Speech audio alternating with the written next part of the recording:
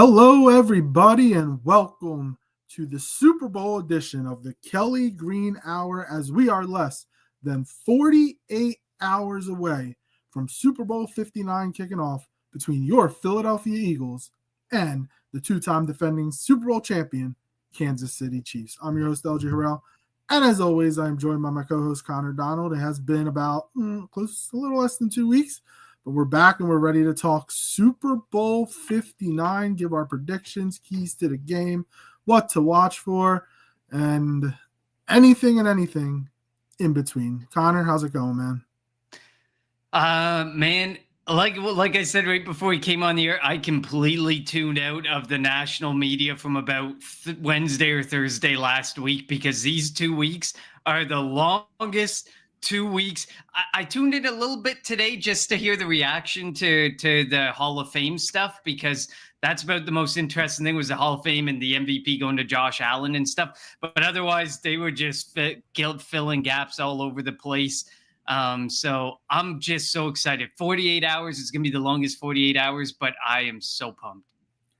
Yeah, I mean, there's only so much stuff you can talk about for 2 weeks. There used to be a time when the Super Bowl when there was only a week between the championship games and the Super Bowl. San Diego, we'll find out. I haven't talked like this much in about 2 weeks. You sound great, by the way. Like this is the best you've sounded in 2 months. So let's not jinx it. Now I'm gonna start coughing. Don't jinx it though. No, but I appreciate it. Thank you.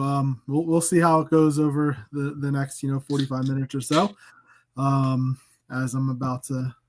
Oh, I'm not. Okay. So before we jump into the game, as always, follow us on Twitter at Kelly Green Hour. Follow Connor on Twitter at Connor10. Follow me on Twitter at LJHarrell54.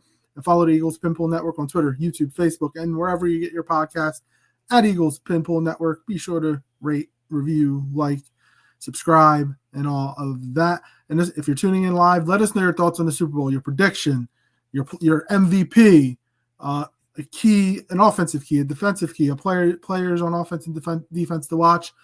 And obviously majority of people that are going to be tuning in are Eagles fans. Does any Eagle fan think that they have no chance? Obviously we want the Eagles to win, but is this just going to be a coronation for the Kansas City Chiefs? Like they're walking into the Caesar Superdome in New Orleans, and it's pretty much going to be a Kansas City coronation, a Kansas City party. Do we have anybody that actually thinks that? It's out there. I love to hear differing opinions. Well, I was going to say the national media thinks so because for some of the day, 1 or 2 of the days, I did see some chatter about already talking about what about a 4-peat, and I was like, listen, let's get beyond the 3-peat before. Like that's when you've run out of things to talk about. You can't crown or start talking about 4-peat till the 3-peat happens. Because, as much as people have talked up this Eagles team, when you look at the picks that people have made, there's about one person in every batch of 4 or 5 that picks the Eagles. So for everything that everybody's saying, it's... Now, I don't watch Get Up. ESPN shows have jumped the shark at this point. But if I'm not mistaken, I think one day everybody picked the Chiefs, and then another day, the same people picked the Eagles. So, they're all trying to hedge their own bets, and this is why the national media, even some local media, are trash. Well, I remember seeing a picture, and Bart Scott's the only one who actually stuck with the Eagles, and he picked to beat the Commanders. Exactly. Yeah. So before we jump into the game, the NFL awards ceremony was yesterday. Saquon Barkley, did not win MVP. He finished in 3rd. Josh Allen got it over Lamar Jackson. There was a lot of talk about that. Saquon did win Offensive Player of the Year. Zach Bond finished in 5th in Defensive Player of the Year. Quinyon Mitchell finished 2nd, and Cooper DeJean finished 4th in Defensive Rookie of the Year, while Jared Verse won it, and his teammate Brandon Fisk finished 3rd. So you had 4 players from 2 teams finish in the top 4 in Defensive Rookie of the Years. Patrick Surtain II won Defensive Player of the Year. It's only the 2nd time I think a corner has won it since 2010, which is crazy. I love Patrick Surtain being an Alabama fan. If the Eagles didn't take Devontae Smith, I wanted them to take Patrick Surtain in that draft. He is so good. trying to think. The best play wasn't the Saquon backwards hurdle, by the way. It was the Jaden Daniels Hail Mary against Chicago, which is crazy because we've seen Hail Marys before. You've never seen somebody hurdle somebody backwards, but that's a different story. And I mean, you have to award that kind of like, you can't just give it to Jane Daniels and the Commanders. You kind of got to semi-reward it to the Chicago Bears because they were the ones who made a mockery of it in the first place.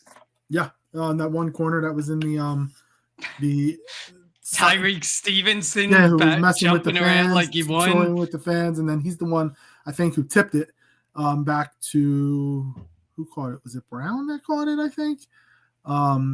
Noah Brown maybe, or one of the Browns caught it, whatever. But yeah, so that was the play. Eric Allen finally got into the Hall of Fame. I think this was his last year of eligibility, and Eric Allen is going into the Hall of Fame, part of that gangrene defense in the early 90s, one of the best defenses of all time with Reggie White, Jerome Brown, Seth Joyner, Clyde Simmons, just an all-around great defense. Wes Hopkins, Andre Waters. So it's good to see him get in the Hall of Fame. So congratulations to Eric Allen. So the last time the Eagles had a defensive back make the Hall of Fame was 2017-18, and we all know what happened that year. As Connor is wearing the shirt signifying the Eagles were Super Bowl champions in Super Bowl 52. We'll see if the luck runs the same. Also, back in Super Bowl 52, the Eagles had players that were sick. They won the Super Bowl. This year, the Eagles had players that were sick. We'll see. In Super Bowl 57, the Chiefs had players, Chris Jones and other players that were sick. They won the Super Bowl, so maybe the key to winning the Super Bowl is just getting sick the week of. We'll see what happens. And Connor, as you said at the beginning of this is going to be a long 48 hours. We're actually, if we want to be exact, 47 hours and 15 minutes away from kickoff in New Orleans, if it actually does kick off at 6:30, which it usually never does. But yeah, I can't wait. I've thought about this game over the course of the 2 weeks in terms of who I'm going to pick, or my score prediction. I think we know who I'm going to pick, but my score prediction. And will it be a blowout? Will it be a close game? Will it be an offensive, showcase like it was 2 years ago? Will the defense step up since the Eagles have the number one ranked defense in the NFL? I don't know, man. This has been really tough in terms of determining what type of game it's going to be, but I can't wait for kickoff so that we can stop all the noise of the Chiefs going for a three-peat, Patrick Mahomes being the best ever, the refs, helping the Chiefs, and we can just play football and let the 22, let the 11 players on offense, the 11 players on defense for both teams determine what's going to happen, and who's going to come away Super Bowl 59 champions. Yeah, I mean, I couldn't agree more. I mean, it's great that, the players get the 2 weeks to have a break and to get better because, like AJ Brown was saying in some of his pressers, he was not 100%, and now he's definitely feeling 100%. He was feeling a lot better in the Commanders game, and then he's feeling like even more himself now. So in a way, it's a blessing to have that 2 weeks. It just makes the media just so nauseating to listen to because they just spew everything. It starts out with somewhat educated conversation, and by the end of week one, you just get dropped into this terrible bunch of discussions and topics said. Like, I mean Cam Newton, that man, whoo, boy, he's definitely, like, some of these guys are definitely there for the takes. It is what it is. We can't get too offended by it. Wouldn't have made the Super Bowl if they played in the AFC, and yet he fails to realize that the Eagles have one loss against AFC teams in the last 3 or 4 years, if I'm not mistaken. He's beaten Josh Allen, Lamar Jackson, Joe Burrow, Pat Mahomes. The only team they've lost to is the Jets. So, can't we just give a team and give a quarterback credit where credit is due? They're winning. And again, I'm going to go back to I don't care how the Eagles win. If they rush for 400 yards, pass for 400 yards, they win 3-2, win 2-0, or win 40-35. I don't give a crap as long as they win. And especially playoff time. It's not about numbers in the playoffs. Who the hell cares? It's about coming away with the victory, surviving and advancing. And that's what the Eagles have done throughout the playoffs. This playoff run kind of reminds me of that 2017. Now, they didn't have the first round bye, but slugfest with Green Bay, slugfest with the Rams before blowing out, put 55 on the board against Washington. And if you remember that 2017 run, slugfest with Atlanta, blowing out Minnesota before that crazy game against New England in the Super Bowl. It's kind of following that same trajectory, but like anything can happen. It's the Super Bowl. Like we mentioned the 2 weeks, it helped Landon Dickerson, it helped Cam Jurgens, it helped AJ Brown. Just helped everybody kind of get their feet under themselves. Both teams are healthy coming into the game, and it should be a heck of a battle. Now, will it be like 2 years ago, the 38-35, the Eagles offense was humming, one bad play cost the Eagles the Super Bowl? Or is it going to be like we're going to have a defensive punch? This is going to be a physical punch, punch these guys, somebody punches somebody in the face, they punch back, and we'll see what happens. I'm looking forward to the battle. Jalen Carter and Trey Smith. Like Jalen Carter, I think he's going to make a name for himself in this game, and I can't wait to see the battles because the interior of that Chiefs offensive line is good. Nolan Smith could also make a name for himself. Obviously, I mean, he's been doing great. He's got a sack, I think, in every playoff game this year. And the tackles for the Chiefs are not that great. And the defensive ends for the Eagles could be key in kind of hopefully containing Patrick Mahomes. You're not going to be able to stop him, but if you can contain him, not let him get outside the pocket where him and Travis Kelce can make plays, when they start playing backyard football, and that's when it's tough to play certain offenses. So hopefully the Eagles and Vic Fangio has the defense ready to go. I believe they will. And I know this is a big stage and with a lot of young guys on that defense, but I believe they're ready. Yeah, I mean, I agree with you. I think Vic Fangio obviously is a lot better defensive coordinator than Jonathan Gannon. No matter the fact that Jonathan Gannon is a head coach now, that doesn't matter. Vic Fangio doesn't want to be a head coach. So there's a reason that he's in the seat that he's in, and he's been there with some other teams, is because this is where he wants to be. This is where he knows he's good at what he can do. And he's one of the highest paid coordinators in all of football because he is good at what he does. He doesn't need to be a $10 million coach who could get fired the next year, a la Kellen Moore potentially in New Orleans after this game. But I agree with you. Like, I think Jalen Carter's more than made a name for himself already. He already has the most pressures by a defensive tackle outside of Aaron Donald in one playoff ever. I mean, Nolan Smith has definitely been making a name. Like, we've been talking about that. Nolan Smith has single-handedly shifted the entire conversation on the need at edge. How are you going to attack edge in the offseason? It's still a need. I'm not discounting it's a need. But Nolan Smith, well, yes. But Nolan Smith has shifted that conversation. If you can get Myles Garrett, obviously you're going and you're going to take that shot. But I mean, Myles Garrett across from Nolan Smith suddenly looks like this amazing duo. Plus Jalen Carter and Jordan Davis on the inside. Like, it suddenly makes the likely loss of Milton Williams feel a little less painful. But I mean, ultimately, I agree with you. Jalen Carter's made a name for himself for sure. Nolan Smith is making a name for himself. And like I said, shifting that conversation of the need at edge, because he definitely has shored up the fact that he can be an established edge guy and he can be a guy who can play 90 to 100% of snaps and be that guy as an edge rusher. So that definitely shifted a conversation that we thought, I mean, hell, just a few weeks ago, before he finally took over, I think, what was it, it wasn't right after the bye, but it was like week 7 or 8 when he started consistently seeing 40 plus snaps a game. Up until that point, it was a very clear conversation of there's a need at edge. We should do a, mid-season pickup, mid-season acquisition. It's a major need in the offseason. It's still a need, but definitely not to the tune that it was. Well, I think it is because Josh Sweat's going to be gone. Josh Sweat's not coming back. Yeah, Josh Sweat will be gone. I mean, it's going to be a need, whether it's a trade or free agency. And Bryce Huff probably won't be back.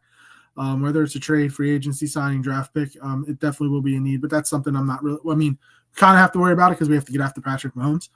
I was going to say, just imagine the conversation that we would be having if Nolan Smith still didn't break out yet. That's the only reason that I brought it up. There was one – I hate to use the word positive, But if there was one bright side to the Brandon Graham injury, it was Nolan Smith, him stepping up and turning into the player that the Eagles anticipated him being with the first round pick they took last year. So, and getting Brandon Graham back, even if he's playing even if he only plays 5 snaps, 10 snaps, 15 snaps, whatever it's going to be, I think just having the emotional leader, the guy that likes to talk, the guy that'll bring his fiery attitude on the sideline, having him back out there on the field in pads and uniform with the team, that's only going to provide a spark. Having Nakobe Dean at practice, having Nakobe Dean on the sideline, I think that's going to provide spark. Just provide it for Oren Burks and that linebacker crew. So it's going to be, the biggest question I have right now is what song are the Eagles going to come out to? Dreams and Nightmares was in 2018. It could be anything. It could be the whatever the Gilly dude song is, the whistle song. I don't know what the hell it's called. I'm not a big fan of that guy, but whatever. It could be the 50 Cent song that started this winning 13 of 14 down the stretch for the Eagles when Sirianni had his Britney Spears moment. We'll see, but like that's what I'm intrigued about that right now. Like I'm trying to keep my mind from just thinking about, like, I want to think about the game, but also over the next 47 hours, I'm trying to get this. Like we said at the beginning, this has been the longest 2 weeks, and it's usually that way when your team is in the Super Bowl. Because if your team's not in the Super Bowl, you're sitting there, you're planning your Super Bowl party, and while we're still planning it, it's like your team's in it. So like it's so hard to, I hate to use the word enjoy, but it is kind of hard to enjoy the festivities of the Super Bowl when you have a legit rooting interest in the game. But like last year when it was the Chiefs and Niners, it was like, whatever, who the heck cares? Just sit there and enjoy the game and watch it. But when the Eagles are in it, when your team is in it, and Dallas fans don't know what this is like for the last 30 years or so, when your team is battling for Super Bowls, it's excruciating sometimes, just because it's like, can we get there? And you think about the week after, like if you think about if the Eagles win, when's the parade going to be? How do you get out of work? This, that, and the third. But you obviously don't want to get too far ahead of yourself, because if circumstances don't go your way in the game Sunday night, you're going to be not a happy person. But yeah, it's just a lot to think about. And like you said, I watched Monday night the Eagles portion of opening media night, and I haven't watched anything since. Even then, it was excruciating. Like even some that wasn't. Not to cut you off, but you couldn't hear questions. Like it was pretty bad. Like that presentation was really bad, and the NFL being the multi-bajillionaire, conglomerate that it is, they gotta find a way to do a better job at that. Yeah, no, I agree definitely on that point. And I mean, I watched certain aspects of it, and you saw some media trying to throw out the conspiracy theories and just having that, trying to get that moment where they get that question in that makes them go viral. And it's like, man, it just doesn't feel like there's a space for that. And it just feels like almost anyone can get a media pass, because some of the people you heard, you don't even know who some of these people were. And some of the questions were just terrible. They were useless. Like even some of the players were sitting there and they were like you saw Patrick Mahomes and Kelsey, and they were back in the day, there used to be like dumb questions. It just felt like it was a more intimate setting. Like they had this at the Superdome. If they would have had it in a smaller setting, maybe it would have been better. One thing I did realize though, Jameis Winston is going to be a star in the media. He was freaking awesome. Absolutely. I love Jameis Winston after his playing days, and whoever hires him, he is going to be fantastic behind the mic. You can just tell with some people, like you could tell with Jason Kelsey, you can tell with Travis Kelsey, you can tell with Jameis Winston. There's just guys who have that natural presence and ability about them. And I mean, Jameis Winston's kind of crazy too. Like you can just tell, like he's got it all, but he can put it together so eloquently sometimes. It's great. But I mean, back to the game at hand. I mean, when you look at the Chiefs, like when you look like as a whole, like this is a team that literally got by with like they've had the most one score games in a row, 17 in a row. Yeah, it's 17 in a row. Like they've been wins. Yes, I won't discount it. They are wins, but to the same point, like this is going to be important for the Eagles not to make that mistake, because the issue is that the mistakes have, and whether it be refs or not, I don't want to throw the refs into this, because I semi agree with some of the stuff that is said, that it is not completely like there's this whole agenda that is out there up against the Chiefs and with the refs. But I do think that, you can't be the team to make the mistake. All these other teams, if you're talking about the refs, you have made multiple mistakes that put you in the position to say the refs are the reason that I lost this game. We saw it with the Washington Commanders 2 weeks ago, and all their fans were in an uproar. Oh, look at that. There's like videos of 10, 12 missed calls.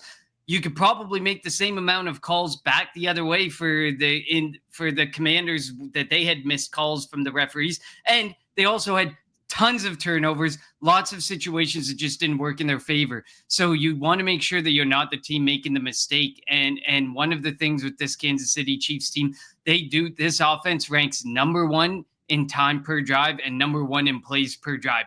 They can control, and this is with a really mediocre Russian attack. They can control the pace of the game, and that is something that the Eagles have to be able to take away from them. And it comes with a great advantage that we are so good of a Russian attack, because we can also take advantage of controlling the pace of the game and where the game goes and the time of possession, because we have Saquon Barkley, we have Jalen Hurts, and a lot of the discussion has been if you can stop Saquon Barkley. Saquon Barkley has not. That's been the discussion. What happened when we played the Ravens? What happened when we played the Steelers? What happened in those games? He only had like 60 yards against the Steelers. But that's because that was the game they decided to prove that they can throw the football as well. So, but like when those games came up, they still were able to control the game with Saquon Barkley. And there's no way you can say that those 60 yards at some point didn't set something big up in the game with the Steelers. You have to respect Saquon Barkley, and you have to expect that the guy is going to be able to produce, and he's going to be able to put up yards. And I know that like a lot of people, like when you look at the overall season, the Kansas City Chiefs defense ranked 8th against the Russian attack. But I think I posted it. It was like 2 weeks ago when we first figured out the Super Bowl matchup.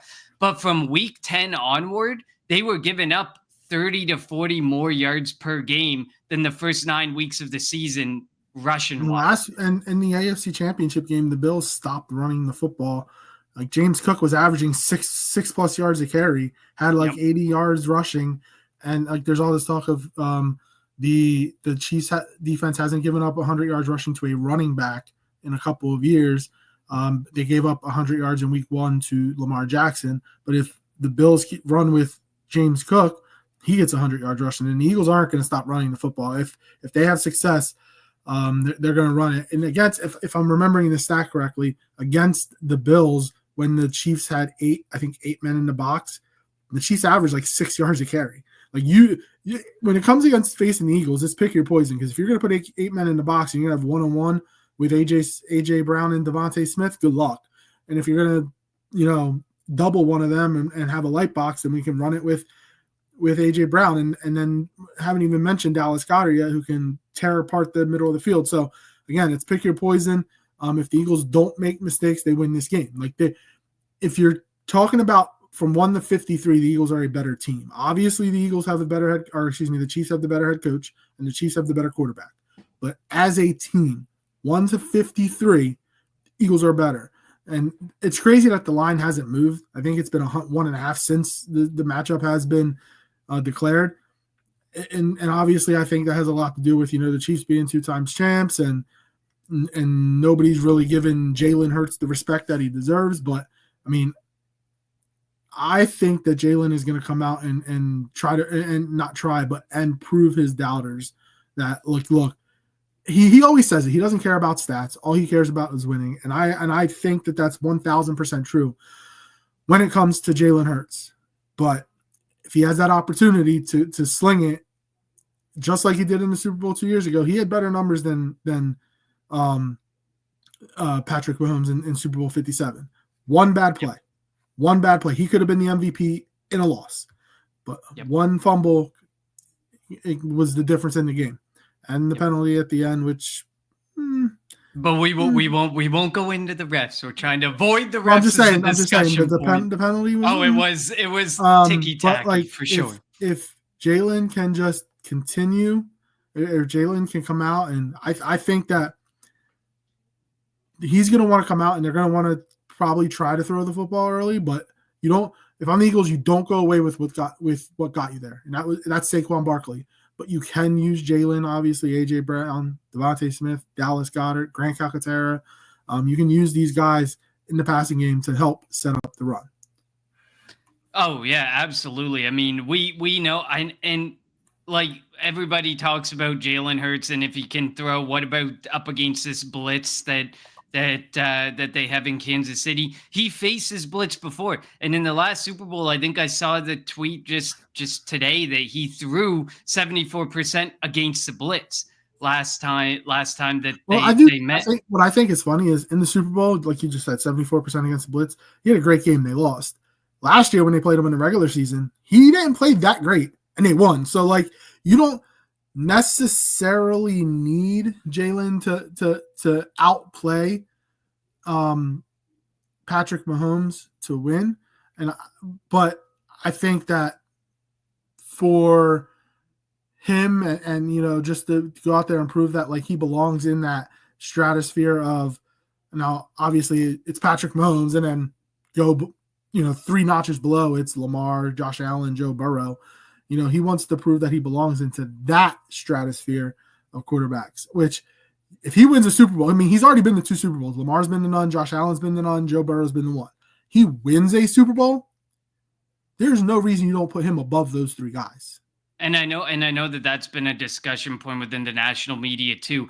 And it's just like the biggest thing is they fixate so much on the skill aspect. And Lamar Jackson is more skilled than Jalen Hurts. Josh Allen's more skilled than Jalen Hurts. But when it comes down to it, and I can't remember who was saying it, but somebody was saying it, Tom Brady was not the best quarterback coming out, and he was not always the best quarterback in specific games, but they were able to win games on the back of Tom Brady, and Tom Brady was a winner as well. It's so important to know, like, you have to be a winner in this.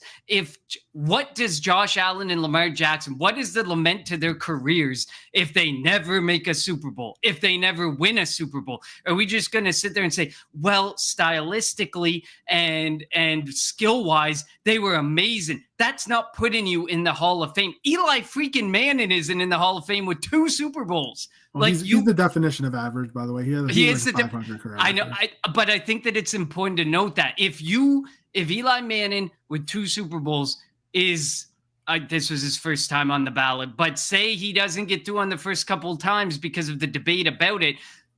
What about Josh Allen? What about Lamar Jackson? What about Joe Burrow? I will say one thing though, and I hate comparing it to the NBA because I think the NBA is the worst product out there. But Michael Jordan kept a lot of people from winning championships. He kept Karl Malone. He kept Charles Barkley. He kept, John Stockton. All these guys are Hall of Famers. So, like, Dan Marino is in the Hall of Fame. He didn't win a Super Bowl. So, like, I'm not saying you necessarily have to win a Super Bowl to be Hall of Famer. So it has won 2 MVPs. He's going to be in the Hall of Fame. Oh yeah, Lamar will for sure. Joe Burrow is on that track to be in the Hall of Fame. Josh Allen is on that track to be in the Hall of Fame. A lot of guys in the AFC are unfortunate because they ran into Tom Brady, and then when he finished, they run into Patrick Mahomes. So, like, it is unfortunate, and who knows, like, what would happen if Lamar Jackson, Joe Burrow, Josh Allen are in the NFC, and going up against the quarterbacks over here in the NFC, and how they could potentially get to a Super Bowl. So, like, going to the Super Bowl and winning a Super Bowl is obviously the end all be all. That's what you want. I don't think you necessarily have to win one or even have to get to one to be a Hall of Famer. Yeah, and I mean, I can see that too. Like, I get that it definitely is possible not to need those things, those accolades to get there, because there's so many other things that go into it. Um, it's an interesting conversation, and I know that the Eli Manning one's going to go on for many years because he missed this year. What about like if he misses next year and he misses the next year? Because there's a lot of people who feel very passionate about that. A couple comments here. Ewing 609. Hey, hey, hey, welcome aboard as always. We have a Texans fan. Let's go Texans and Eagles. Thank you, Texans. Prods. Tech evening, folks. Here comes the Tanner McKee comments here. Texas Eli Manning is the argument against the Super Bowl win making Hurts great. What are your thoughts on that, LJ? It depends. I mean, we got to let Jalen's career play out. Jalen's not going to be a 500 quarterback like Eli Manning. I get Eli Manning has the 2 Super Bowls and beat an undefeated Patriots team, like and beat Tom Brady twice. But also, if you look at his career record, isn't he like 500? Like the epitome of an average quarterback. Jalen is you think Jalen is going to continue to win. Like he's not going to just stop winning. So we'll see. And I'm not saying that Jalen Hurts is going to be a Hall of Famer. I mean, if he wins multiple Super Bowls, sure. But like at this point in time, like who knows? It's tough because you have to let his career play out. Jalen Hurts is a very good quarterback. Would I call him again, I'm not putting him in the stratosphere, obviously, of Mahomes or Jackson, Allen, and Burrow. But if he wins one, he belongs there. Like, he's been to 2. Those 3 have been to a combined 1. That was Joe Burrow. So he could potentially be in that conversation. He's not going to be, again, nobody's going to surpass Patrick Mahomes, but he deserves to be in that caliber of quarterbacks. San Diego 2019 says, I can't believe that I agree with Tech on something. I mean, I agree. Like, statistically, I don't think he's ever going to wow you. I don't think he's ever going to be that guy. Care about that. No, and exactly. And that's the thing. He doesn't care about that. His thought process and Nick Sirianni's thought process and Howie Roseman and Jeffrey Lloyd's thought process is we want to win. We won a Super Bowl with Nick Foles, who is the definition of below average, but he was able to put together a historic stretch. We were able to win with Carson Wentz, who now historically, if you've watched his career play out, is the definition of, I would probably put him even below average. But we've been able to win with those guys, and that is just a thing in Philadelphia where they care about winning. They want to win games, and that is why I don't know if we're ever going to come to an agreement with the national media or if we're ever going to come to an agreement with specific sides of the Philadelphia Eagles fan base on Nick Sirianni and Jalen Hurts, because for some of us, I want to go to my grave saying I got to see 10 Super Bowls for the Eagles. I don't care if I go to my grave saying we have multiple quarterbacks going to the Hall of Fame because statistically they had these amazing careers, but their teams never won anything. I don't know if I would enjoy that as much as the prospect of 3 Super Bowls, 4 Super Bowls, 5 Super Bowls. And let's all be serious. That's what we want. We want Super Bowls. We don't necessarily care if Jalen Hurts. I mean, it would be cool if Jalen Hurts ends up in the Hall of Fame. Hell, we don't even know if we're going to be alive when that situation comes with Jalen Hurts. So at the end of the day, to me, I want to win. I care about winning, and I'm on the side of Nick Sirianni and Jalen Hurts. You can argue over stats and who can if he can throw a football better or runs a football better or any of those situations. I care about winning. I want to see the playoffs, and I want to see the Super Bowl, and I want to see it hoisted by the Eagles. Honestly, the guy that we should talk about being a Hall of Famer, Howie Roseman. Like, let's be real. As an executive, for sure. This is his. I mean, Jalen is also the first quarterback in Eagles history to go to the Super Bowl twice. Nick Sirianni is the first coach in Eagles history to go to the Super Bowl twice. We have the opportunity for 4 players to win 2 championships in Philadelphia. Lane Johnson, Brandon Graham, Rick Lovato, Jake Elliott. The last time an athlete won 2 championships in Philly, and I think that was the Flyers in the 70s. So we're talking about 50 years. So again, I think we need to live in the moment. We can't, I don't get, like, we shouldn't be dissecting all this. Let's enjoy what we have now, because we could be the Cleveland Browns. We could be the New York Jets. We've done it. We've done it before. We've gone from the top to the bottom in a hurry. We went from, can't remember what we were that year before. We were 4-11-1, but we were definitely above 500 that year prior. We've seen the ups and the downs. We've been there, and you definitely want to take advantage. And I think that that's often missed in the whole conversation around the NFL. Only 2 teams make the Super Bowl, and only 1 team wins the Super Bowl. And there's been, what, this is Super Bowl 59. So there's been 59 Super Bowl winners. Like, you have to understand, only 59 teams have been able to hoist this. And then you look back at the Patriots, they owned an era. Now the Chiefs are owning an era. So you have to remember, like, if you get this moment, if you get into this spotlight and this chance, Dallas Cowboy fans would give for this for one of these moments, one of them. And so we do, in a way, have to live in the moment and not argue about it. Although I think it would be a very fun episode to get 100 people in our comments section and debate Nick Sirianni being a Hall of Fame coach if he wins the Super Bowl. Just saying, if there's any conversation that would be the funnest to have, it would be, if Sirianni wins the Super Bowl and continues to win at the rate he is he a Hall of Famer? Because I can promise you there's a ton of Eagles fans who, even with this Super Bowl, will not see Sirianni in a respectful, light that you should see a coach like Sirianni, the way he's been. If Nick Sirianni wins the Super Bowl, you can't talk bad about him. Like, he's going to get a contract extension. You shouldn't be able to. You shouldn't be able to. But damn, there was one thing I did want to say. We all thought that, like, after that Patriots dynasty, the Patriots run, that, like, we wouldn't see it again. And then, of course, the Chiefs come along. Like, is there not, like, after this Chiefs dynasty, whenever this may end, because Patrick Mahomes is 29, 28, 29, whatever, he's still young. Andy Reid is still doing his thing. Like, is that it? Like, or is it going to be like, is the next quarterback, is the quarterback of the next dynasty in high school right now? You know what I mean? And hopefully he goes to the AFC so that the Eagles still have a chance. Whatever. Tech says Howie is the best Eagle ever after BDN. I think Howie brought him back.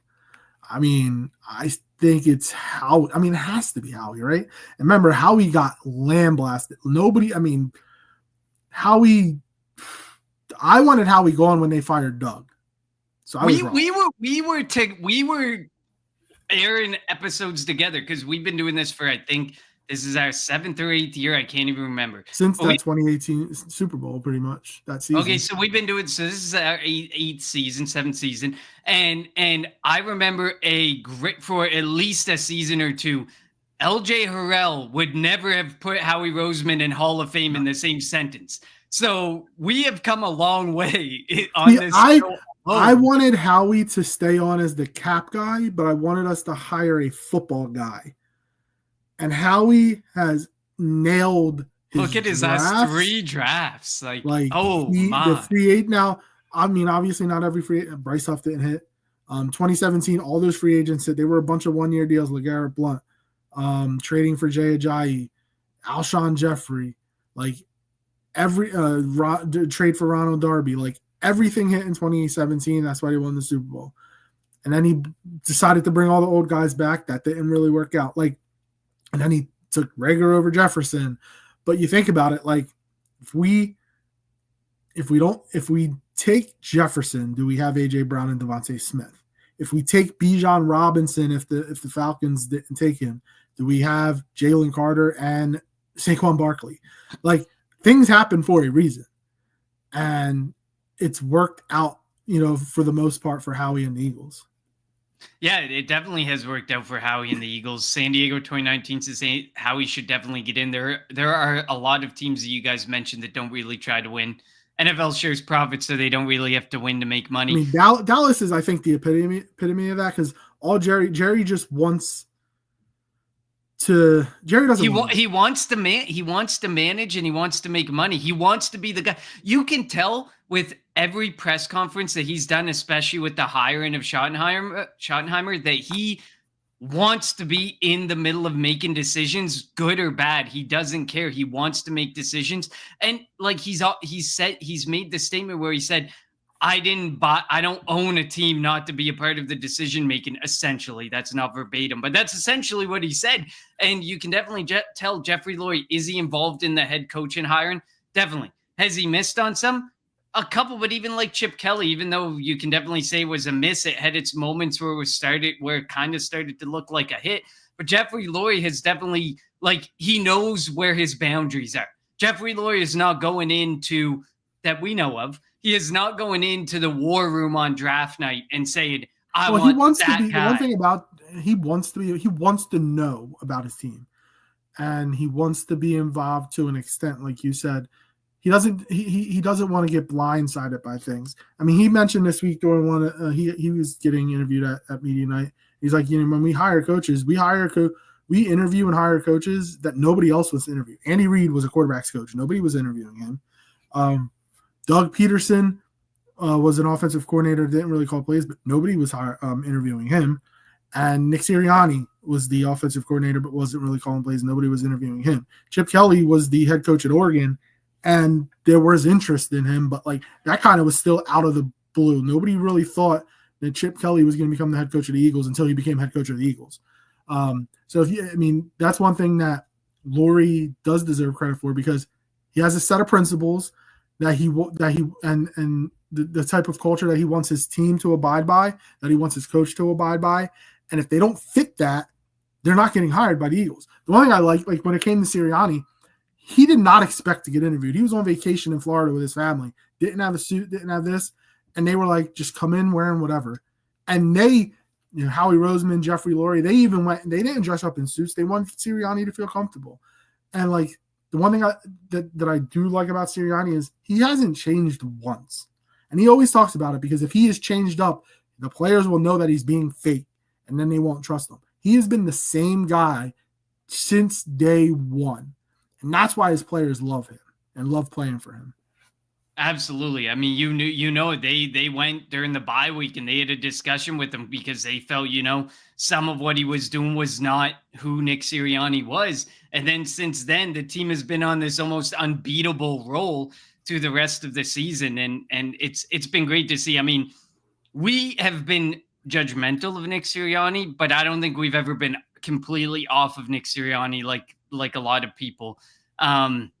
Has he said, did the opening press conference rub us the wrong way? Sure, we made some comments. But, I mean, at the end of the day, we've been fairly on board, because at the end of the day, at the NFL, it's about winning. You got to win. If you want the ultimate Super Bowl, if you want to get to this moment where we're living in, where we've barely talked about this game at all, you're living in this moment, and you're taking this moment for what it is, because it does not happen very often. There are only, my math is not very good, 58 times 2 is only 116 other team, and not even the teams all together, but there's only been 58 moments, 2 teams, 116 that this has happened for. And you have to live in the moment and take that moment for what it is, for sure. And I agree with you. And we've gotten off of the topic of the game at hand. But I mean, if you've been watching anywheres, the talking points, what we could have said. But to live in the moment and take this in for what it is, it's crazy, man. I still can't believe that we're back in the Super Bowl. Everything, like, from where we were during the bye week on our bye week episode, and how last year ended. And how last year ended, like from those episodes, and where we were. And it was like, we were on the Nick Sirianni train. We were maybe not on that train, but we were in the discussions about, falling for the whole discussion of, should we fire him? Should it be considered? And it's come to such a point. Like, I don't even, like, for the Chiefs, it's a three-peat. I get it. It's super special, the opportunity for a three-peat. For the Eagles, you had this absolutely monumental collapse last season. It kind of had this air of continuing on into this season, and then it completely turned around. Like, to me, it just feels so different. So like things turn around so fast, the tides turn so quick, and there's so many different things to definitely to definitely say about it all. But I mean, I definitely agree with living for the moment and talking for the moment. Tech, I agree. I almost want to go back and rewatch the bye week episode because I want to know what we were saying. But I know we were fully, because it was part of, the whole media's attention was all around Nick Sirianni and is he going to make it through the bye week? So I remember for certain we definitely talked about that. And obviously, were we going to be able to turn it around? What did we have to do to turn it around? And I know one of the big things was the defense had to turn things around. And as LJ likes to allude to, he didn't give Vic Fangio enough time. We should have known in Miami with how long it took Miami to finally get going defensively. We should have known in that moment it wasn't going to be the first 4 weeks of the season that dictated where this defense was going to go and how it was going to get there. Yeah. I thought that, the game had passed them by, but all it really took was taking Avonte Maddox out and putting Cooper DeJean in. He's so much better. I mean, getting Avonte Maddox off the field on the defense was key. All right, so we got to give our prediction. We still have to give our offensive player, defensive player some keys. And with your prediction, give your Super Bowl MVP. Earlier, San Diego says, I can't predict scores, but after seeing the team finally put it all together in the Washington game, I feel so good about an Eagles win. Offensive star Barkley, defensive star Bond playing back at the team, playing back in the stadium of the team that drafted him. And Barkley had a huge run earlier this year in New Orleans in a game that the Eagles offense was struggling, but Barkley was able to help them out. Ravens. Oh, we got a Ravens fan. Eagles, please win Sunday. You know it's a good night where you got a Texans fan and a Ravens fan. Well, there are a lot of teams. There are a lot. I mean, Cowboys fans won't root for the Eagles. Giants fans probably won't, but man, we know with Saquon, Washington fans probably won't. But there are a lot of teams, a lot of people that do not want the Chiefs to win again. So, yeah. I mean, the three-peat I'm not gonna lie, the three-peat would be just this amazing thing. You're probably never gonna. I know we ain't seeing it again in our lifetime. And we thought that we weren't going to see another dynasty in our lifetime. Well, this is true. After the Patriots, and look what we have now. Yeah, Ravens 76 B more. We hate KC, of course. And Tech says, "Hey, B more, let's go." Yeah, definitely. I mean, welcome aboard. We'll take you for a night. And I agree. I love Andy Reid. And it pains me to cheer against Andy Reid, but and you bringing up Andy Reid, I do not want this to be a lovey-dovey game. 2 years ago, the Kelsey brothers, Andy Reid coaching against his team, a couple players on the team that Andy drafted. Get it? No, this is. I do not want none of that lovey-dovey crap. This is personal. This is about revenge. Yeah, we're not having. This isn't about good try. No. This is go out there and beat the crap out of the Kansas City Chiefs. Sorry, 100%. I didn't mean to interrupt. Absolutely. No, absolutely. You go and beat. That's why I say I hate to do it, but I'm not going to be lovey-dovey with Andy Reid. It's time. You got your chance. You beat us. Here we come. And of all the teams, like this team feels better than the team 2 years ago that faced that. So I feel good about this. And I mean, obviously that is probably a prelude to my prediction and stuff, but let's get to it. Go ahead. Give your players of the game. I mean, I'm going with AJ Brown on this one. The simple one is Saquon Barkley. But you are 100%. There is no way. I understand what we do and how this offense runs, but there is no way we are winning this Super Bowl strictly on the back of a 300-yard rushing game by Saquon Barkley. It would be amazing. Once in a lifetime thing. But you are going to have Jalen Hurts throw the football. You are going to have A.J. Brown, Devontae Smith, Dallas Goedert, a handful of these guys make some big plays as pass catchers. And A.J. Brown says he's feeling better. He wasn't feeling top-notch. He was started to look better in the Washington game. Now this is a game. You know that Jalen Hurts in a big moment is going to look for that one-on-one moment with A.J. Brown. And I think this is going to be one of those games where A.J. Brown goes off for goes off. I think he's going to end up with over 100 receiving yards, and I think he's going to end up with at least one touchdown.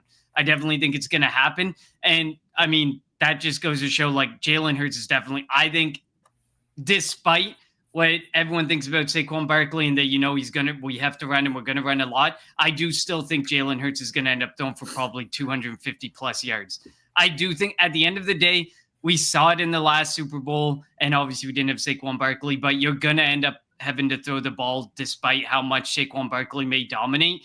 At times, you're going to end up in situations where you're going to be forced to throw that football. So A.J. Brown is going to be my key player on the offensive side of the ball. As far as don't give up on the run. Definitely like my keys to the game. And I know it's contradictory to A.J. Brown as my player of the game, but don't give up on the run because this is a mediocre run defense. Statistically, when you look at the great big picture, they're top 10. But at the end of the season, they started to give up yards. And like you said, in some games, teams had to move away from the run. They have to move away from the run. We are not a team that should be moving away from the run. We should definitely be all over continuing to run Saquon Barkley down their throat because we know all it takes is 150-yard run, 140-yard run. Just a couple of those in this game could be the big difference maker. Defensively, I'm going Jalen Carter. I've gone Nolan Smith for, I'd say, a handful of the past few games. I'm going Jalen Carter. Jalen Carter has an opportunity to take advantage of an offensive line that's been good, not great. I also think they're kind of good because Patrick Mahomes is your quarterback. And like you said, when they start doing those magical things, they can kind of discount how weak the offensive line can be at some points. And obviously they're missing a key cog in the middle of that offensive line as well. Jalen Carter started to take over that Washington game. He started to by himself take over games.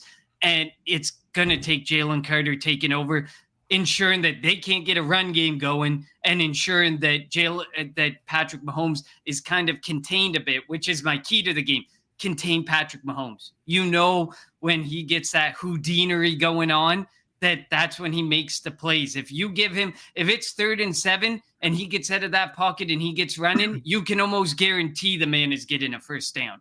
You got to keep him in that pocket. You got to try and contain him. Do not let him get away. And defensively, it's going to be watched closely. Do not make stupid plays or hits on Patrick Mahomes or retaliatory plays on somebody, Travis Kelce, for example, standing over you after a play.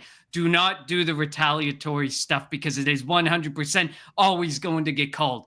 Be smart.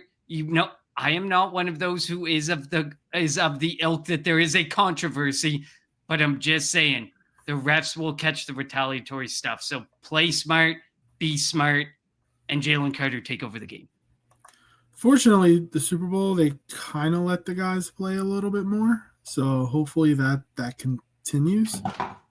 Just let them play, and we'll see what happens. All right. On the defensive side of the football, my key is tackle in space. The Chiefs aren't the type that really will go downfield. They'll try to get the ball in space to Xavier Worthy, Kareem Hunt, Travis Kelce, DeAndre Hopkins, and they'll kind of dink and dunk their way. They don't really have the explosive plays down the field. Maybe they're saving them for this week. Who the heck knows? And Pacheco is really Pacheco runs like he's trying to break through the ground. It's crazy. But tackling in space is going to be very key for the Eagles. The player that I'm looking forward is going to be Cooper DeJean because I think Cooper DeJean is going to be the guy that's might handle Travis Kelce. And again, Travis Kelce doesn't have, when they call plays, Travis Kelce doesn't have a route that he runs. He runs whatever against the defense that's playing. So it's going to be key I think it's going to be Cooper DeJean. It might be CJ GJ. Whoever's on Travis Kelce to bottom up, don't let him get over. My issue, Ertz in the NFC Championship game had 11 catches over 100 yards, 120 yards, or whatever it was. Now, the Eagles really weren't playing for that. The Eagles are going to plan for Kelce. But if Ertz was able to do that, Kelce's better, even at his age. So that's my thing. So try to contain Kelce, tackle in space. Fun fact on the tight end perspective: through the whole regular season, we were the number one team against tight ends. But like you said, in that circumstance against Washington Commanders, maybe like if you go back and watch your film, Jane Daniels was taking what was given to him, and we were giving him the Zach Ertz because maybe we were more confident tackling him in space than other people. So I don't know. I mean, Travis Kelce is definitely a different breed than Zach Ertz and a different breed than the majority of tight ends we faced, but just worth noted. Yeah. So, and you know that while Kelce has said that he wants to play another couple of years, you never know. Like maybe he wins a Super Bowl, he decides to propose to Taylor Swift and go off into the sunset. Who the heck knows? Please no, please. I see that so much, and I'm like, oh, it would make me cringe so much to see that. On the offensive side of the football, also like you had mentioned on the defensive side of football, contain Patrick Mahomes. Yes, Patrick Mahomes. Come on now. Don't let him outside the pocket. And if you remember in the Super Bowl 2 years ago, after halftime, he went in with an ankle injury and came out in the fourth quarter and had that long run. So don't get lulled to sleep. And I am contemplating if I want somebody to, because we know how he likes to bait players. He'll slide late. He'll step out of bounds late. I'm debating, does just one person take one for the team early in the game so he knows that, they're not scared. They'll pop him because somebody needs to pop him. And while I want it to be clean, maybe take a 15-yard penalty early in the game, not late. On the offensive side of the football, and I'm not saying hurt him. I'm just saying, like, bro, if you're going to slide late, you're going to get one into the chin. On the offensive side of the football, how about – I'm going Devontae Smith as my player. He has averaged in the 3 games that they've played the Chiefs like 7 catches and 110, 100 and some odd yards. He has done an outstanding job. And when you have AJ Brown on the other side and you have to worry about him, and now you have to worry about Saquon, if you're going to leave Schmitty one-on-one, I don't know if the Chiefs have a corner. I know they have McDuffie, and I know that they have Jalen Watson. I don't know if I don't know how you're going to be able to stop both of the receivers if the Eagles get the passing game going. I think Devontae Smith should be able to work the middle of the field, work the sidelines. He should be able to move all across the field, and he can beat whoever is covering him. So I'm going to go Devontae Smith on offense, and I'm going to go Cooper DeJean on defense. And on the offensive side of the football, my key is protect the football. And Jalen, or I'm going to Kellen Moore, don't go outside of what you do, of what got you here. Obviously, Saquon has gotten you guys here, and we know that they're able to throw the football when needed. Don't get fancy. The one thing I found interesting in the NFC Championship game, they started doing the Devontae Smith in motion, the toss pass to him, jet sweeps with the tight end. I like that creativity. But I don't need to see reverses. I don't need to see flea flickers. I don't need to see something that's out of your norm. Because if you go out of your norm, that means is in your head. And we don't want that. You can score on this team. You can score with this team. Don't do anything outside of you. And you have a chance to come away with the victory. And on the man-to-man front, it's Eagles are wearing their green uniforms, by the way, Ravens. The midnight green. I wish it was Kelly green, but you're not allowed to wear green on white.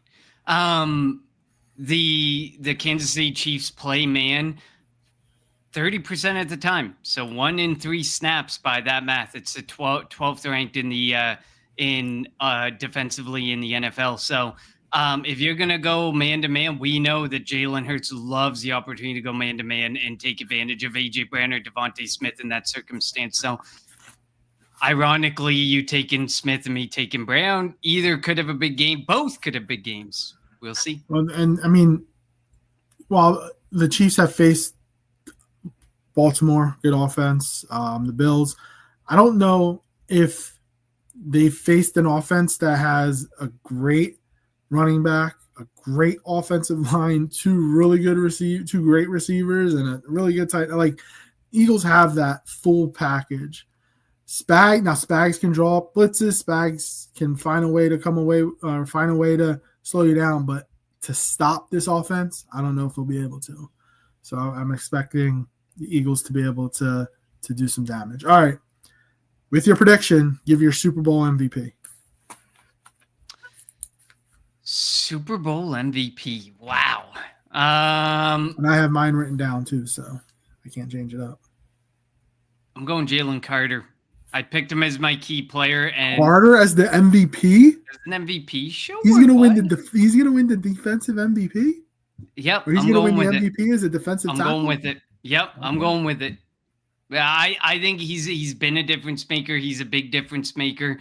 And I feel like, that he could have that one play. He could have that one big game change in play that alters the whole game, which obviously in some cases won't necessarily get you the MVP. And as we saw with Kenyon Mitchell, sometimes, not not going in their direction or not doing something can cost you that stuff because you can't get the statistics. But yeah, I'll go Jalen Carter. And then score 31-28 for the Eagles. I got 31-28. 31-28. I'm going a bit less than the last time we faced them because I think both defenses are a bit better, but not a whole lot because offense wins championships. So it could push the envelope. So yeah, I think, and we didn't talk about it a lot, but I think Jalen Carter is going to have to win that matchup against Trey Smith or even the other guard because the left guard for the Chiefs is their weak link on the offensive line. The left guard is what the heck is his name? I have it right here. Mike Caliendo. He is the weak link, and I think Jalen Carter is going to line up all over the defensive line, and he's going to obviously Humphrey's going to help out on him, but I think he's going to have to make a play or two, and I think he will make a play or two. My MVP is going to be Jalen Hurts. I think Jalen Hurts is. I said he doesn't have to outplay Mahomes for the Eagles to beat the Chiefs, but I also remember what happened. What was Jalen Hurts' screensaver after Super Bowl 57?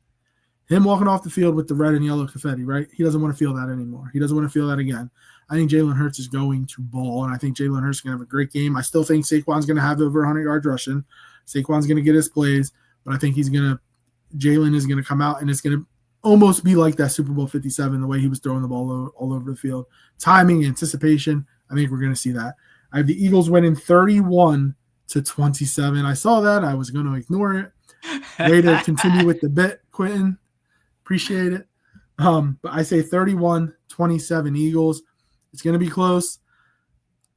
I think the Eagles are going to be up 31-27, and Patrick Mahomes is going to have the ball going down the field for the win. And the Eagles are going to make a play. Cooper DeJean is going to make a play. Eagles are going to win 31-27, win their second Super Bowl in 8 years. And there's going to be a parade down Broad Street sometime next week after the snow.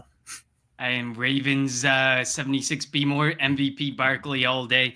I mean, it's hard to pick who it'll be. It probably is going to be an offensive player. I'm probably going a little way off the page here, but yeah, it's definitely probably going to be an offensive player, and it could end up being, like you said, Hurts. It could end up being Barkley, and we don't know if it's Hurts. Maybe there's one receiver who's on the receiving end of a lot of big plays that makes him the MVP. It'll be interesting to see, but I just can't wait. This next 46 hours cannot go by quick enough. We all know that game's starting at 7 p.m. Eastern, so let's be real. So yeah, it unfortunately never starts on time. But thank you all for tuning into the Super Bowl edition of the Kelly Green Hours. The Philadelphia Eagles and the Kansas City Chiefs are set to do battle in Super Bowl 59 in New Orleans, Louisiana at the Caesars Superdome. The Philadelphia Eagles looking for their second Super Bowl in franchise history. The Kansas City Chiefs looking for their third consecutive Super Bowl for the first time ever. As always, follow us on Twitter at Kelly Green Hour. Follow Connor on Twitter at Connor10. Follow me on Twitter at LGHero54. Follow the Eagles Pinpool Network on Twitter, YouTube, and Facebook, and wherever you get your podcast. Like, subscribe, review. Let us know how we're doing. Thank you, Q, for reminding everybody. Like and subscribe. We will be back on Monday, hopefully drunk and no, I'm kidding. Hopefully hungover from a victorious hopefully to revel in an Eagles Super Bowl victory. Everybody, 46 and a half hours away. Enjoy the game. Even if you don't have a team in the fight, just enjoy. It's Super Bowl Sunday. Should be a national holiday afterwards. I'm just saying, if I ever become president, the day after the Super Bowl will be a national holiday. That's the platform I'm going to run on. So hopefully you vote for me if I ever run. Anything's possible in the U.S. Well, that's very true. LJ for president. Yes, that is very, very true with the circumstances that we are going through now. But yes, enjoy 2028. If you guys help me start the GoFundMe, we can do this. I am old enough now. I could have ran this year or whatever last year, but didn't have the money. Sorry, didn't mean to get off track. Enjoy the Super Bowl. The NFL season goes by way, way, way too fast, and then we have a long 7-8 months after the Super Bowl before it comes back. So enjoy the game. Hopefully the Eagles win. For Connor, I'm LJ. Thank you for tuning in to the Kelly Green Hour. Fly, Eagles, fly.